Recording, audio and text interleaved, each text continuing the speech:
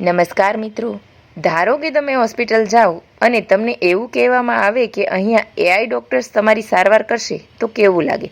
ચીને અસંભવ લાગતું આ કાર્ય સંભવ કરી બતાવ્યું છે. ચીને દુનિયાની પહેલી એઆઈથી ચાલતી હોસ્પિટલ બનાવી દીધી છે.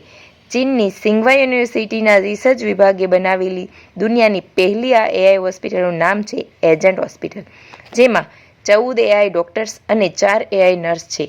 આ ટીમ 24 કલાકમાં 3000 દર્દીના નિદાન કરવાની ક્ષમતા ધરાવે છે. રોગોનું ઝડપથી નિદાન થાય તે માટે આ એઆઈ એજન્ટનું નિર્માણ કરાયું છે, જેનાથી ડૉક્ટર્સનો વર્કલોડ ઘટશે અને ઘણા બધા દર્દીની એક જ દિવસમાં સારવાર કરી શકાશે.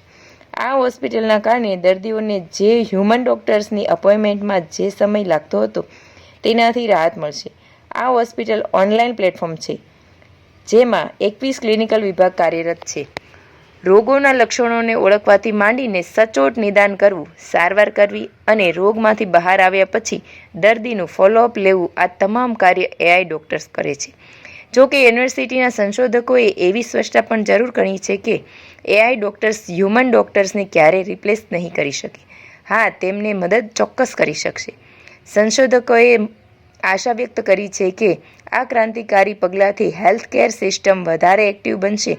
ત્યારે તમારું શું કહેવું છે?